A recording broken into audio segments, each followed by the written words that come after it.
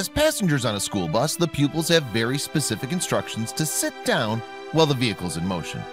This is to protect the children's safety, of course, but every once in a while, someone breaks the rule.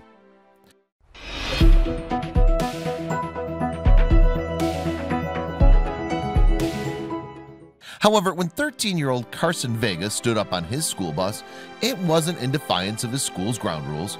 The teenager, in fact, rose from his seat in order to save himself and his fellow passengers from imminent danger as their ride swerved across a Texas highway. Although he was in his first year as a teenager, and he had a few more ahead of him before he'd legally be able to drive, Carson Vega had always shown an interest in cars, according to his mother, Amber. Indeed, he sometimes even tried to get behind the wheel of her car for a practice run. "I fight with him all the time," she told KXAN. "He says, 'Mom, let me drive down the road.'" Of course, Amber always kept her spot in the driver's seat and shuttled her son to and from Texas's LaGrange Middle School on most weekdays. But on February 1st, 2018, the 7th grader hopped aboard the school bus for a ride home when she couldn't pick him up. And it turned out to be a good thing that the driving aficionado was along for the journey, because it wouldn't go as planned. When he got on the bus, Vega grabbed a seat at the back. Even from there, though, he was able to sense when the vehicle began to go off course. The bus driver started making circles and stuff, Vega recalled. He was going off in the ditch almost every turn. Vega instantly knew that something was wrong with the man behind the wheel.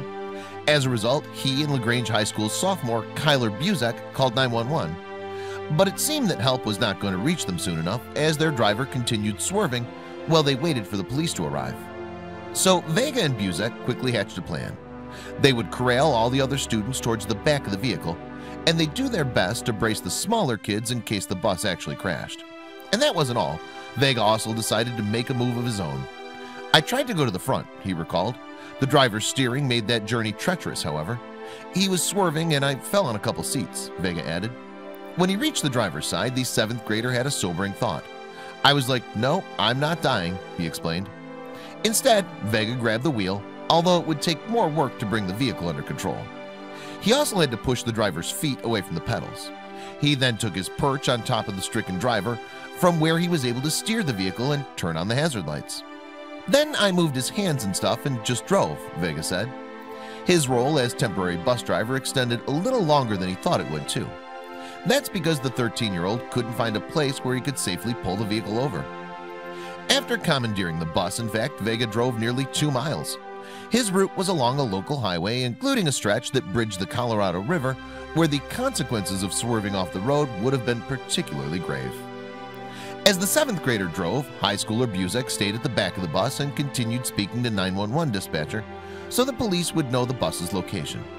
At the same time, Buzek did everything he could to calm down younger pupils throughout the ordeal. Together, the boys made sure that all the other students on board the bus were safe. Vega finally found a place where he could bring the vehicle to a stop, at which point first responders arrived and tended to the bus driver immediately. LaGrange Superintendent Bill Wagner later announced that the bus driver had suffered a medical emergency, although he wouldn't go into specifics as to what had caused the episode. The driver was subsequently released from hospital and would have to pass a medical evaluation before he could work again. But most of Wagner's statement focused on Vega and Buzek. 2 students on the bus helped in a very mature way and responded appropriately to help get the bus to a stop, he told the Fayette County Record. "It could have been a tragedy. This is my 41st year in education, never experienced anything like this," Wagner admitted in an interview to KNAX. "I hope I don't have to again, but I'm just very proud of our students, because in critical situations, it takes people to step up, and they did." Vega's mom, Amber, felt as though her son was meant to be on the bus that afternoon to take over when the driver became incapacitated. She usually picked her son up from school, but couldn't that day.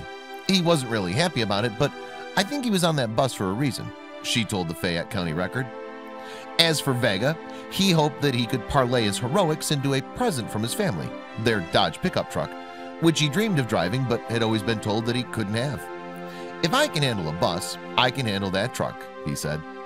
And because he won't have his license for a few more years, he still has time to convince them.